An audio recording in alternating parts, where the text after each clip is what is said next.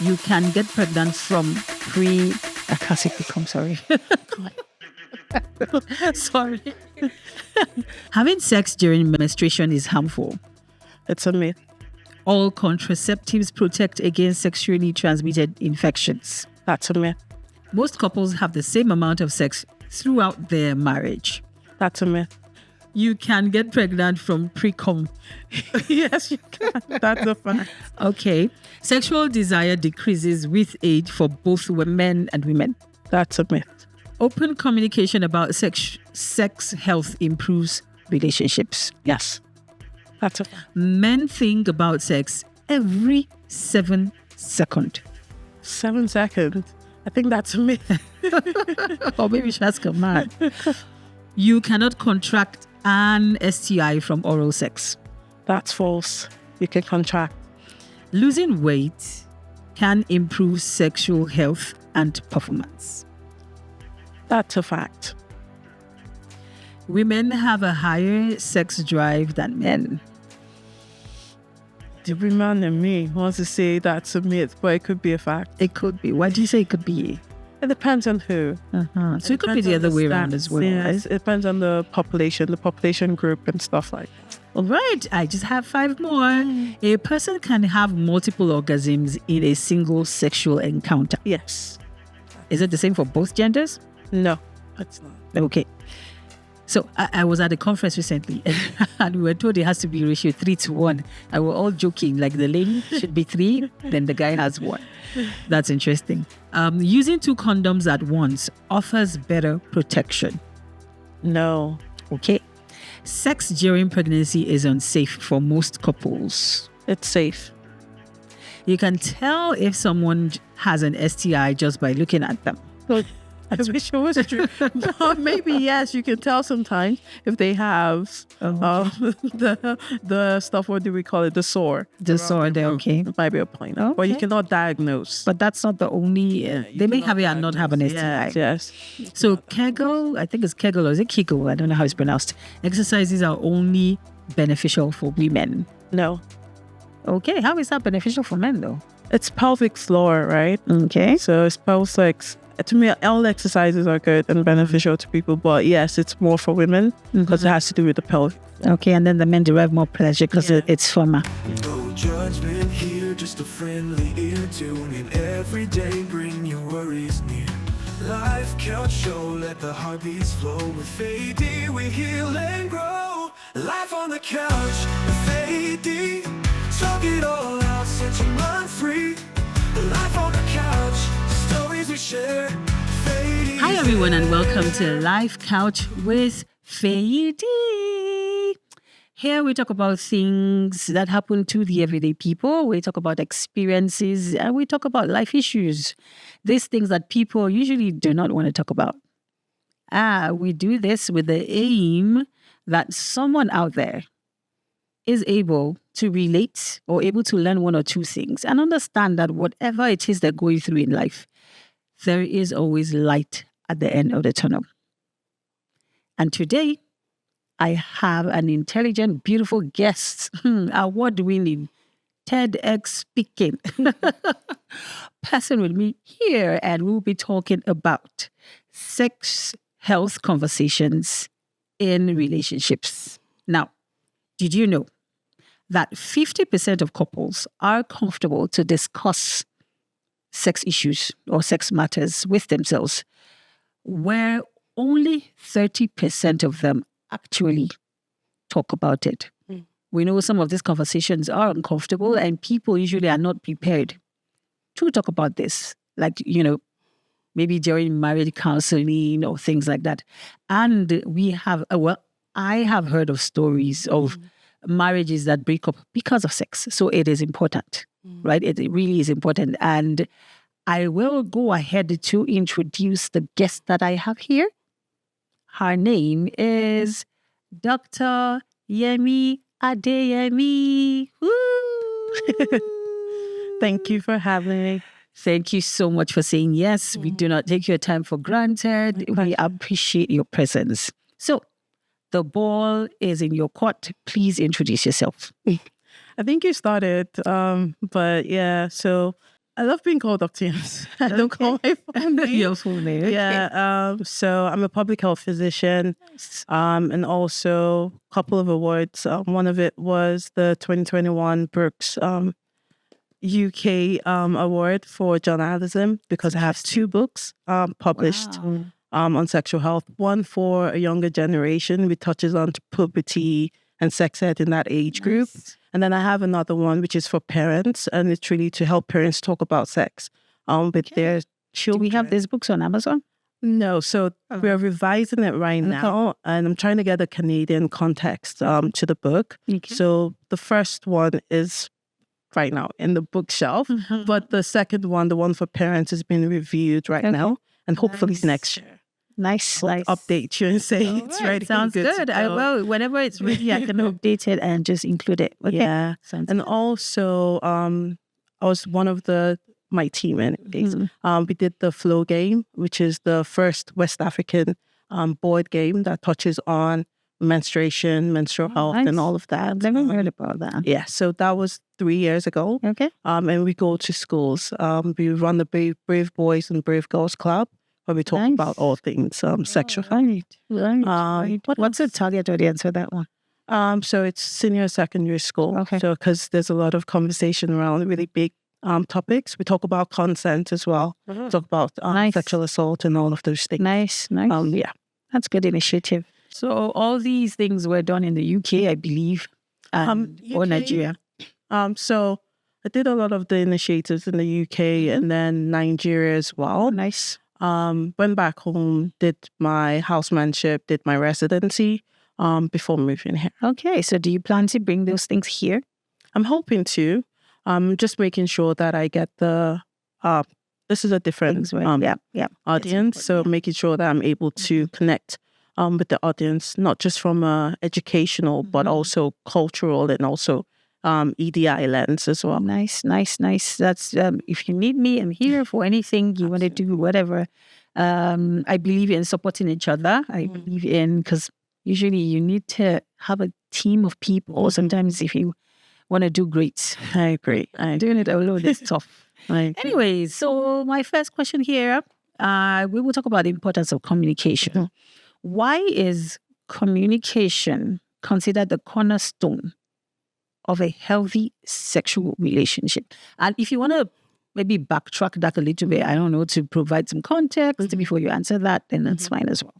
I love that you started this conversation with statistics and you said 50%. Yes. And then you even went deeper and said out of that 50, just 30% are, having this conversation openly, because let's be honest, sex is an awkward topic. It is. Yeah. And you have to come into those conversations with your vulnerable self. And it takes a lot to be vulnerable with someone else. Yes, it does. And, when you think about it, some people come in with past experiences as well into this conversation. So if you have someone who has had an experience talking about it prior and the reception wasn't so great, they wouldn't want to try it again. Yep. Sometimes it's embarrassment. Sometimes it's cultural or religious understanding of sexual health. This could be some of the reasons why coming into that conversation is difficult. But I always say, and I say this to people that I talk to in relationships, that think about the end goal. The end goal is to be able to love each other that way, is to be able to pleasure that person, is to be able to, have a different level of intimacy with that person that you yourself would also enjoy, because it's two-way. You want to pleasure that person and you also want to be pleasured, right? It's not... So coming into those conversations, and why it's important is because assumptions can be made. Yeah. Maybe you've had people in your life before and they liked it a certain way, doesn't automatically mean the person you'll meet will also like it that way. Same way. The body is different. Sensations are different for different people. How people get pleasure or orgasm is different, right? So come into that space, be yourself, and just talk about it. You don't have to... Sometimes it's going to take a lot of hearing things you don't want to hear, but you have to drop your ego and have that conversation and say... Very important thing. Yeah. Especially for men. for both sexes, I would say, because you could also think that, oh, when you do this gymnastics, it will automatically make the person, get to the next level. And maybe it's hurting that person, but they're trying their best not to say it because they don't want to, hurt you. Yes, or touch on that subject. But you have to be open enough. Just like you talk about finances, just like you talk about, PD, professional development and all of that. Sex is also an important conversation to have. I will ask a question about orgasm because that's something that I know that my friends and I have discussed this, but I'll just ask this question first. What common barriers do you think couples face when they try to communicate about sex? I'll say it's how you even start the communication. So imagine if I'm asking for a performance review and in that moment is when you want to ask, oh, did I do this right? Did I do that right? That's not a convenient time to talk about it. Sometimes it's a time when both of you are relaxed. You're not mad about something or, irritated about something. It's a mood that you're both in. And that could be the start of the conversation. It could be cues to something. So you're watching a movie together and someone's like, oh, I like that. I would like to try that. That might be a start of that conversation, right? So try not to, if you focus on it too much, you start to want to talk about it at times that maybe the other person isn't. So find a good time for both parties to actually have that conversation. It might be, setting aside time, getting some cues or getting some prompts online. So it could be a game, it could be cards, it could be questions that lead up to that conversation, right? Another thing I would say is be vulnerable. It's very important to be vulnerable and be open to listen. Be an active listener. Listen for cues, verbal and non-verbal cues. Sure. When you're having that conversation, be okay to say, okay, I did it wrong. Okay, what could I have done right? And also be affirming of your partner, right? Be positive when talking about it. Don't go about it and saying, oh, my ex used to do that, for example, and you don't do that. That in itself, even though you're trying to pass a message across, but because you started in a negative light, that person automatically have walls up because they're like, oh, you're comparing me. And then the conversation shifts away from positivity to compare. Why are you comparing me? Right? So make sure that when you're having that conversation, it's on a positive note. If you're someone that has issues with words, maybe write it down so that you can have a constructive, effective communication. Another thing is being okay to say you're naive about things. Okay, so let's say you come from a purity culture lens and you've not really had exposure to some subject matters around sex.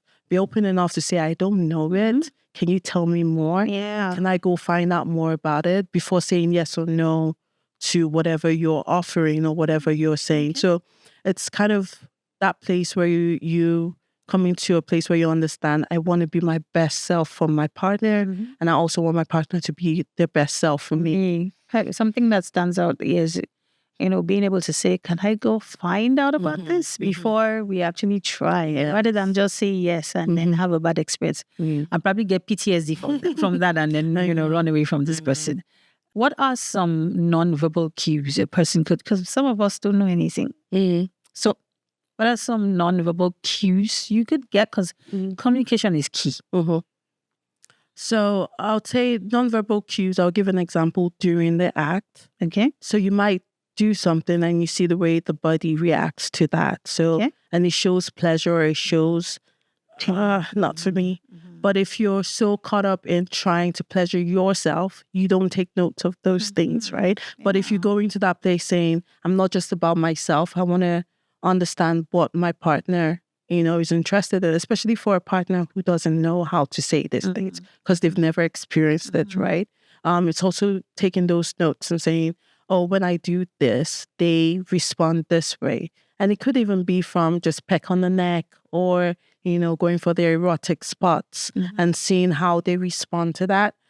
You might kiss someone on the neck and they're like, ooh, and you might kiss someone else and immediately they're like, oh, nah, don't try that again. So it's listening for that because not everyone is, vocal enough to express how they feel.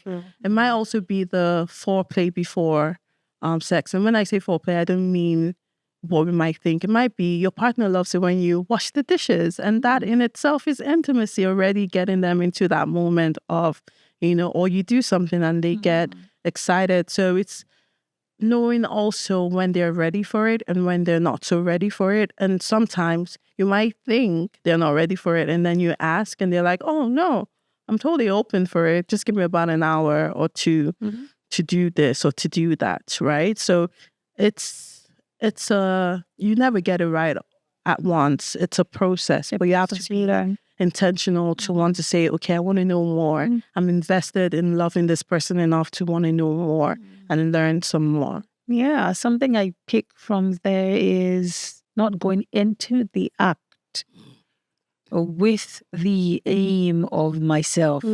It should be both ways. And I think that's when you prep your mind that way, it helps you to be deliberate about, okay, how does this other person also get pleasure? And I was going to ask a question about orgasm. It's a lot of girls I know that I've spoken about. Some say they have never, ever experienced orgasm. Is it possible? Or is it possible that they don't have the ability to, or they just have not identified how to get, is it how to get orgasm? Or how to orgasm? Yeah. So there's a big gap, honestly, between male orgasm and female. There's a big gap. And it makes sense because orgasm for a man is different. And for women, and that's why a man will orgasm once and then before they get back into the whole groove of things. A woman can orgasm multiple times in just that time. But orgasm for women sometimes is not just by penetration. You have to do a combination of things. And sometimes men don't understand the combination, or rather not say just men, but partners don't understand the combination of things. So and that's why it goes back to communication, right? And knowing what to try and be open to try. Don't get frustrated, because sometimes if you get stuck in that frustration mindset, you'll never get to that place, because then you see sex as a chore and not a place for you to really get that pleasure. And so we talk about pleasure. So when you have a sexual experience, the end goal is not always orgasm. If you fixate your mind on getting orgasm alone, you get frustrated. It's also about pleasure. And sometimes the pleasure comes from being able to, and also being able to get that other person to pleasure. Okay. So you have situations where the man did an orgasm, but the woman did. In that moment, what is the beauty for you? Do you get where I'm going? But if you focus on, I also have to get mine, but what if the woman gets dry during the act? Does that then become, do you get what I mean? So it's kind of, there are conversations around it. And if your focus is every time we have sex, I have to orgasm, you might get frustrated. So think about pleasure. How do I get pleasure when I'm doing this? Okay, but is it possible that there are women out there who absolutely cannot orgasm? Yes, it's possible. But if you try everything, find a G-spot or whatever it's called, and all that, you will never. So from a sexual therapy lens, there's more to it. Okay. So I've had situations where someone has had a past experience of SA. And so because of that, when I say SA, I mean sexual assault. And so because of that, they've been locked in a box.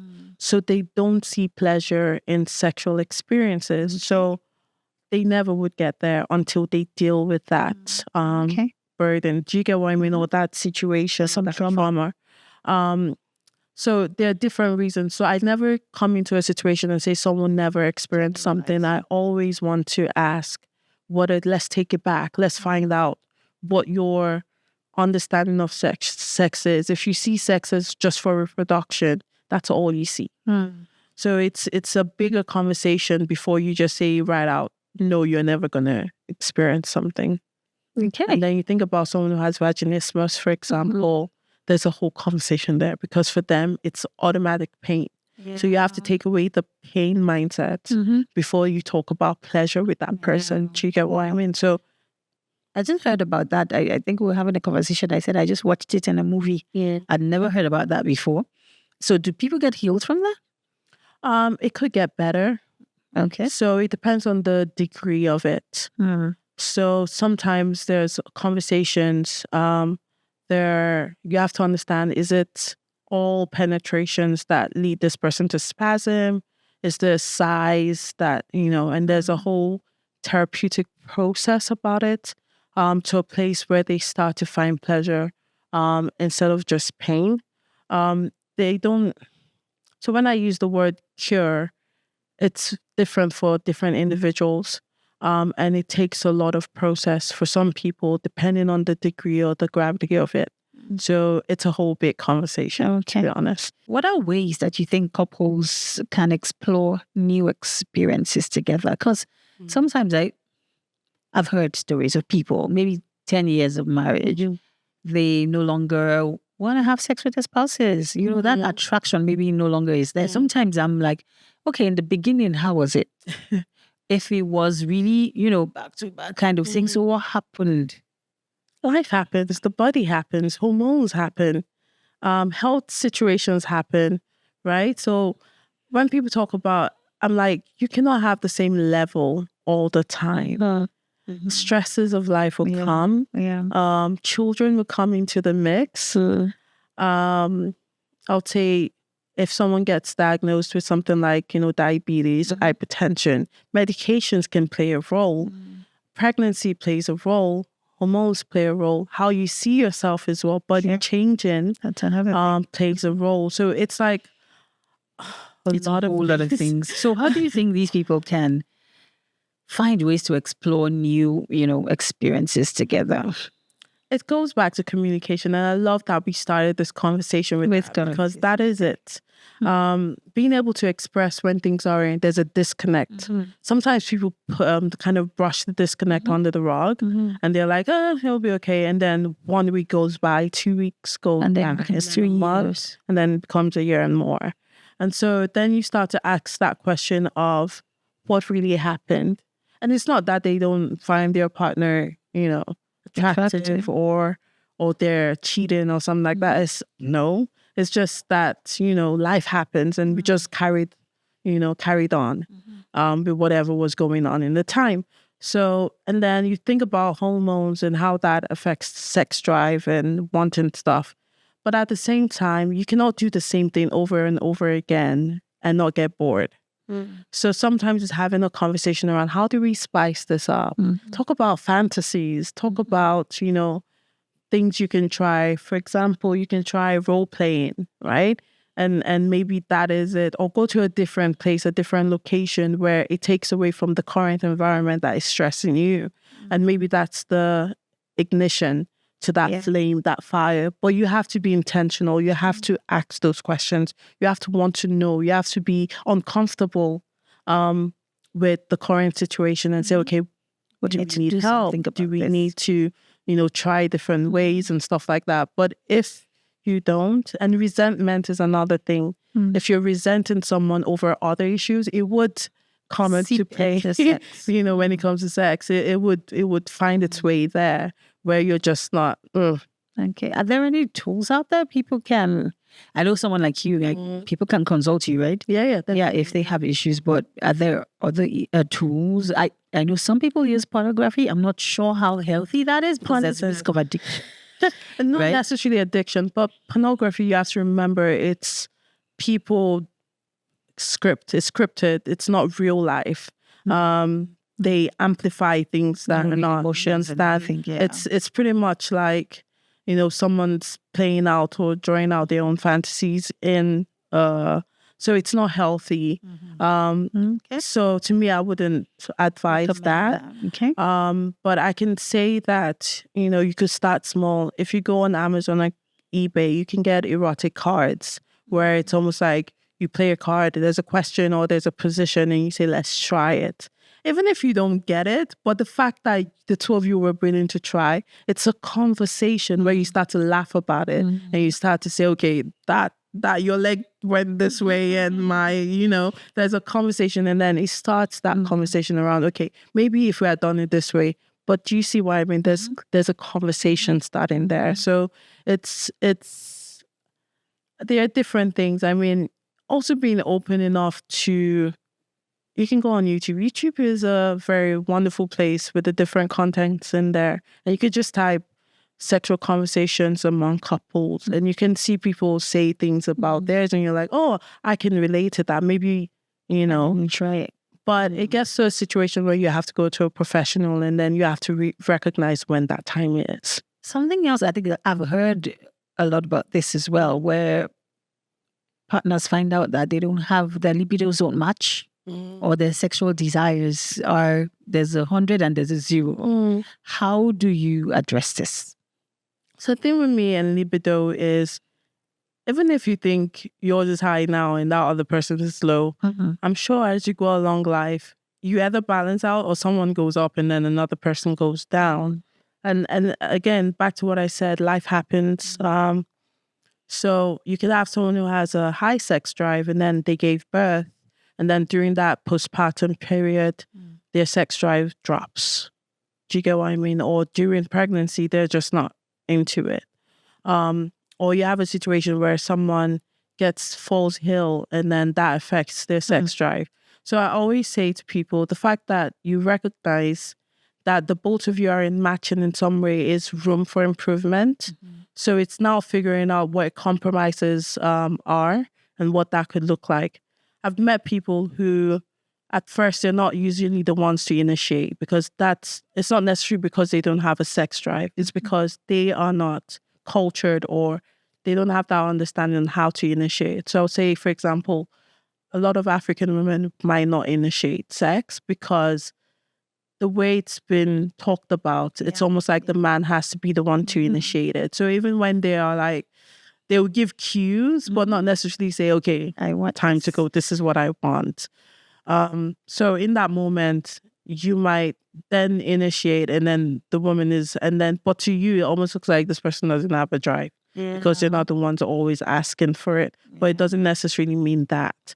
So before you say yes, for sure, have a conversation around it and talk about it. I can relate with, because sometimes if you even initiate, you feel slutty because of tradition, because of the things you've heard, because of, our environment in Nigeria. So this is telling you guys, ladies, and initiate if you feel it, so that you don't starve yourself or whatever. Open your mouth, or if it's the cues, and you can even have a conversation and say, okay, I may not be able to say this every time, but when I do this, know that this is what I'm wanting. Like you have an agreement ahead of time or something.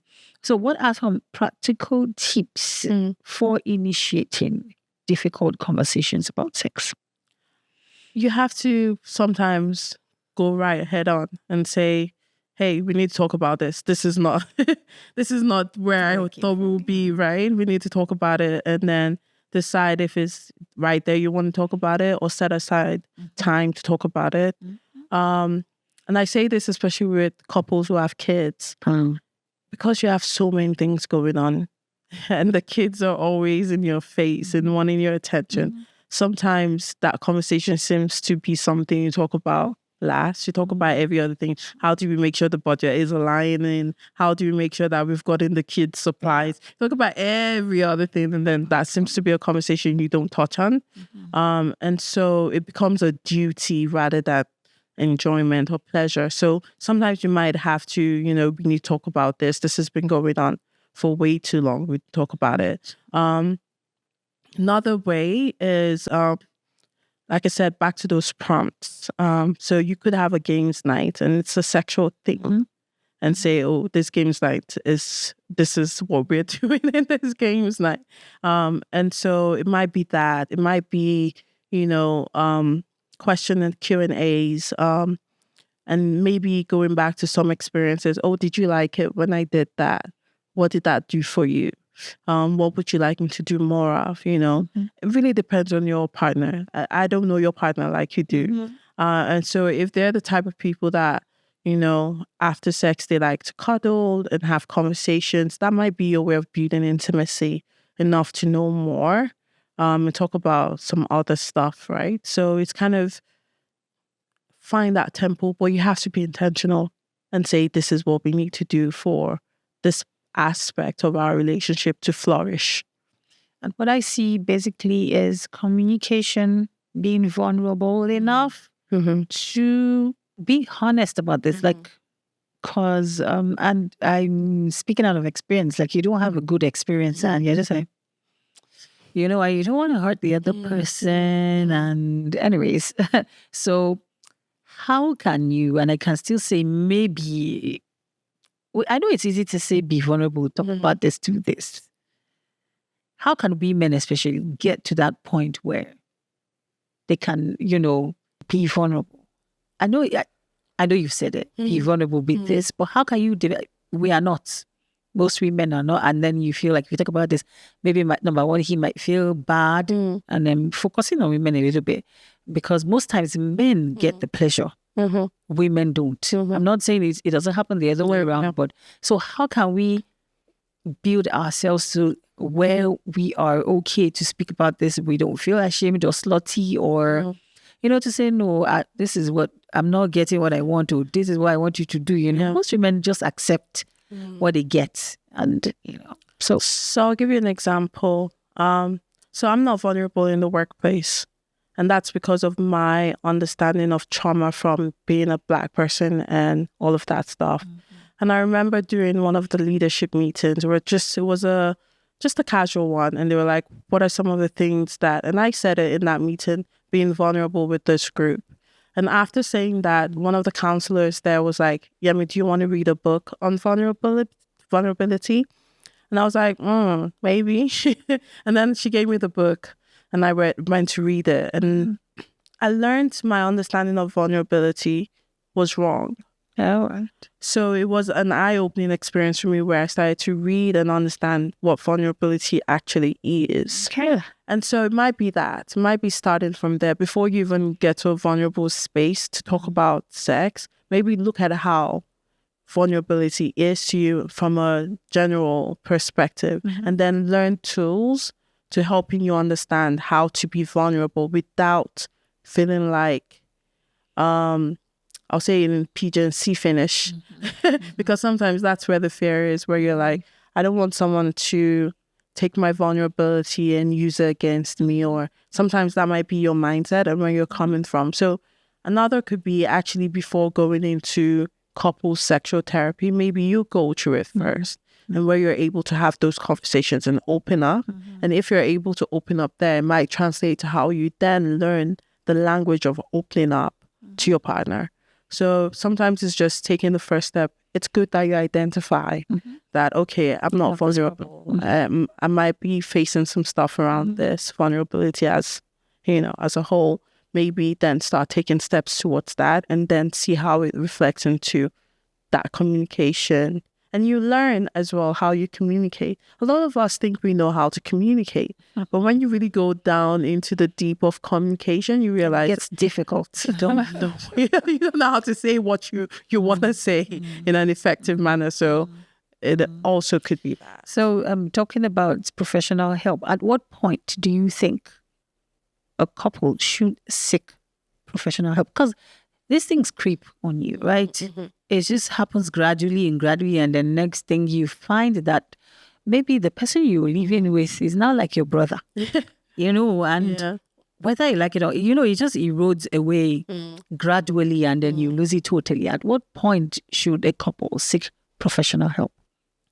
I think when you've had that conversation a couple of times and it's not resolving, or when you see that you do a, I would say, assessment of your sexual gauge or your sexual life. Is that something we can do by ourselves, or do we? Oh yes, if you look back and you've only had sex with someone twice in 3 months, that might be a cue to something. And What's you've had the a conversation. sexual cadence for a couple?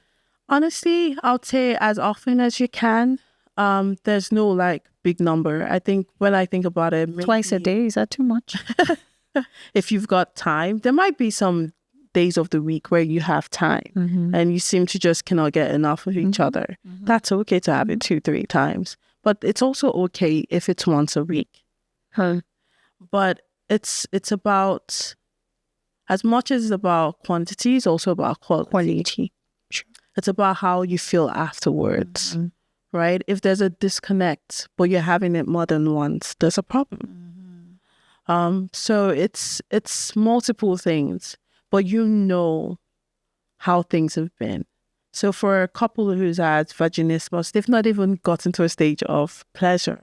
So for them, it's like as soon as you realize that, just seek professional help. If it's someone who is dealing with trauma, seek professional help. It's really about you knowing, for the two of you, what is the normal and what is the not so normal situation. And if you've had conversation, it's not resolving, then maybe you need to seek help. If it could be just as simple as medications. Maybe they change your medications, and maybe you used to have erectile dysfunction, and then when that medication was resolved, you started to go back into, your regular state of, longevity, if you want to call it that, whenever you're having sex or something like that. It really is. But you know what normal is, and you know when it's looking a little sus. Well, I can say some people don't know what normal is. I'm speaking from experience. Yeah. And I can say that, and if you're someone who maybe doesn't have friends, you don't discuss these things with people, and you're not really out there, you may not know. You might think even once in 3 months is normal. Trust me, I'm speaking. I know what I'm saying. So I don't know what the advice is for people. Is it to talk to people? Like if you're not sure, like if you feel once in 3 months is normal, why would you even think to talk to someone? Do you understand what I mean? So like you're not even aware it's a problem. So 1 to 3 months in a situation where the partner is, away, we can understand that. But 1 to 3 months when someone is right there in front of you and they're not, it's not about just the act. I think we need to look at it from a bigger lens. So you're with someone 1 to 3 months, they're not kissing you, they're not randomly touching you, they're not randomly giving you compliments or saying you're sexy, they love you in that dress. They can, there's some things that would make you understand that this person sees you in that light. And it's just, and then you get to the act and it's just whack, whack, whack, and you're done. You get what I mean? But there's a whole, we know when someone is really into wanting to get to know you in that way, right? You know when it's, so you know that normal. You know that normal when you first met, for example, and the flames were all over the place and they couldn't wait to, get a hold of you, all of that. And then it's looking like that's not it. That's not normal. And there's something wrong. Do you get what I mean? So that's why I said it really depends on the couple, but a couple that they're only seeing maybe every 3 months, and that every 3 months they have that. Quality. That's, do you get what I mean? So that's totally different. So let's move a little bit into faith. I just want to talk a little bit about Nigeria before we come to the Western part. How do you see faith and sexual conversations? What would you like to see improve in the faith community? To me, okay, so... And it doesn't have to be Christian, it could be Muslim or whatever, just that religious... I'm going to talk from Christianity because that's what I know. Okay. I wouldn't want to speak to any other religion because I'm not 100% into what they read and what they understand. But the Bible, man, you see Songs of Solomon, you see how crazy raw it is, and how they're talking about body parts and talking about pleasure. Man, it shows you that this is something that is very important. But there's also a cultural place when we really want to talk about it. That's why you have practices like female genital mutilation, where the goal is do whatever you can to reduce the desire. Yes. And so there's that cultural side to it as well. So it's a mixture. And then you have people who are scared to talk about sex or sexual health issues because they don't want to, they want to stick with the purity culture and don't want to end up having premarital sex. But you can have those conversations without having sex. But it's also knowing what works for you. And some people don't even know until they get into that, married space. And then they start to figure out their bodies. And so sometimes you see someone in their first year, they struggle, but then gradually they get better. So regardless of where your start point is, there's always better. But it's being intentional enough to say that I don't know much about this area. I want to get to know it better. We didn't know everything about finances. Did you know all about investment from the get-go? Or anything. No. So you have to be open to learning. You have to be open to being honest with self and saying, okay, this is where I desire to be with this person. How do we get there? And how can this be infused into church? So I feel like different ways, different tactics. Some people use marriage counseling to talk about that subject matter. Some people have couples conferences where they talk about it. I've seen some situations where pastors actually go on the pulpit and talk about it with their spouse. It's just being a leader in the conversation, and it depends on how you want to. But I always say that you can have those conversations and then end up having those conversations and even make it more traumatic for people. So making sure that when that conversation's had, it's done with a professional, not just coming to share your own personal, because yours might not work for the next. That is such an important point. Yeah. Because what works for you in your marriage may not work for someone else. So how professionals do this? Yes. But do you think we talk about this enough in churches? We're not as practical as, like what we were having a conversation before we started it, and somebody said, oh, maybe 2 weeks. Is 2 weeks even enough to understand sex? Is 2 weeks even enough because a lot of what we know is, well, I'm talking about culture, I'm talking about some experiences I've had. My parents never even allowed me go out. Some people don't even know about this thing until they get married. Is 2 weeks enough to talk about this? 2 weeks of counseling. Is 6 months enough for counseling? I would say that you can have a general conversation, but open up opportunities for people to actually then go and have a more in-depth conversation with that professional. Because you might have a general conversation, then people start to see the holes or what they want to improve on. But then they will have to then go into a proper conversation to have an in-depth one. So I don't have a problem with a one-off, even a day. To me, it's okay. But giving people opportunity to go and see something else. If they're interested. Okay. At what age do you think this topic should be introduced to a child? So for me, it's once that child understands the right from wrong, you can start. It starts with naming parts and not trying to say down here or all those things we used to say, or call it what it is. Let them know their body parts. Because imagine if a child comes into a conversation and says, someone touched me down here.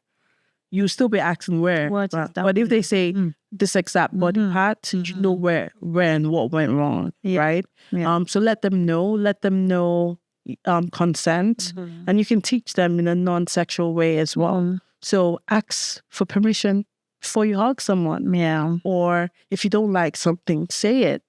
And also show them what consent looks like. Yes, no, maybe. Let them be affirmative in their yes and no, why they're saying it, right? So you can start having those initial conversations because you're protecting that child as well. And then as they grow older, going into puberty, you start talking about the changes they should expect to see. Let them understand what these changes mean. Don't try and say, if a boy touches you, I don't think anyone's going to say that anymore because we all know the truth. But you get what I mean? Yeah, but now it's about saying, okay, this is it. And then down to then after that, know when to now go into the subject matter because they're exposed to a lot of things. Yeah. You might think that child doesn't know, but they're going to be interacting with people that maybe are not trained properly to discuss, or they're exposed to different things. So you have to be a leader in your home around this conversation. You have to be vulnerable. You have to talk about your experiences, the mistakes you made in that subject matter. Be open enough with that child. But like I said, I try not to generalize because what if someone gets exposed to sexual content at age 6? That means you have to have that conversation at age 6.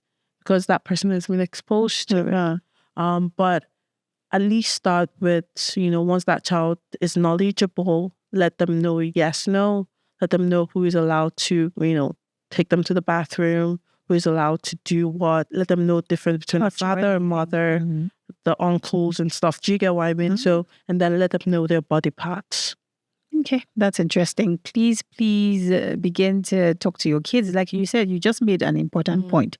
If you realize your child is exposed, do not dismiss it or be in denial. Yeah. Right? It's something that's important. So there's another aspect entirely to sexual health, like health, actual health. Yes. So how do you keep healthy? How do you ensure that?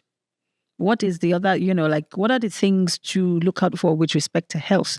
If it's reproductive organs for men or women or whatever, do you want to talk about that a little bit? So that's a big conversation, but I'll try my best. But I want the audience to understand this is not all of it.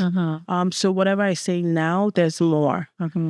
So I would say, for example, you know what your menstrual cycle is. So something's happened to your menstrual cycle. It's either shortened or is longer, or something's happened to the volume of blood that comes out, or the nature, the color of blood, for example. Those are things, pointers to something might be happening.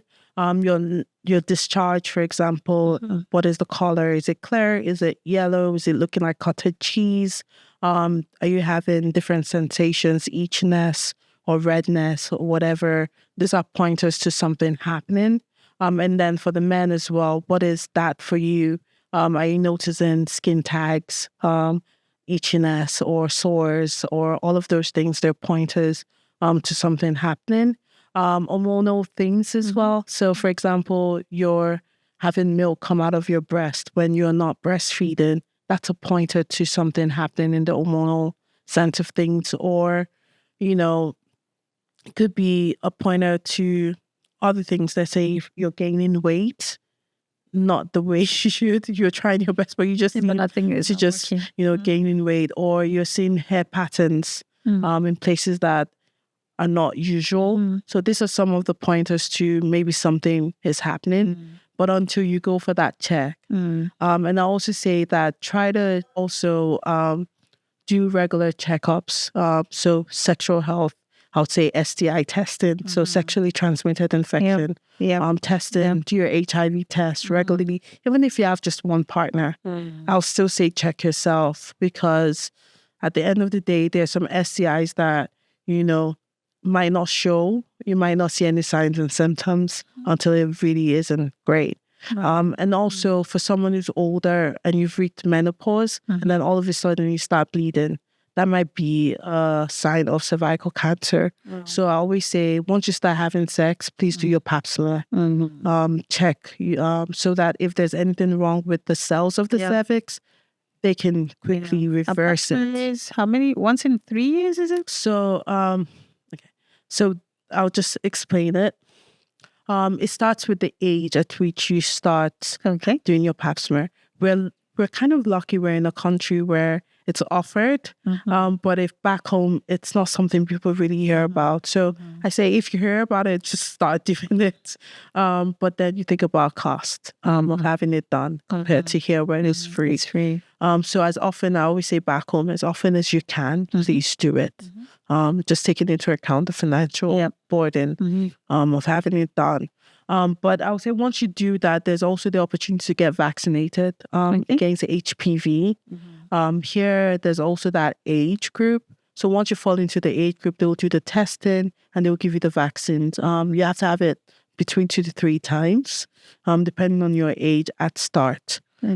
So those are some of the things just to make sure that you're doing okay. And it's recommended as well for men to get vaccinated from HPV. What? So because it's been seen to also cause things like anal cancer, penile cancer, and stuff like that. And also depending on... I've never heard this. This is the first time I'm hearing this. So also depending on the orientation of the individual as well, there's also that as well. So now there's that shift towards also getting men to make sure that they are good. Because I know when this goes out, a lot of the followers on Instagram will be like, oh, she's finally back. Yeah, right. I'm trying. Guys, I'm trying. And I'll try my best to come back soon. Dr. Yemz will try. So this might be my... the comeback thing. Yeah. The relaunch of Dr. Yemz. Yeah. We look forward to that one. I think that's a very good initiative. A lot of parents, we don't know what we're doing. But they're free to contact me. So if you want to reach out, there are 2 emails you can reach out to. So that's yemiffh@gmail.com. That's yemiffh@gmail.com. Hopefully we have that on the screen. Yes, I'll send it to you for sure. Okay. Or Dr. Yemi@gmail.com. Oh, nice. Thank you so much. I don't know if you have any last words, something you want to, maybe something I didn't ask and you think people should know, whether it's about yourself or sexual health or anything. I'll just say be yourself, be open to knowing more about sexual and reproductive health.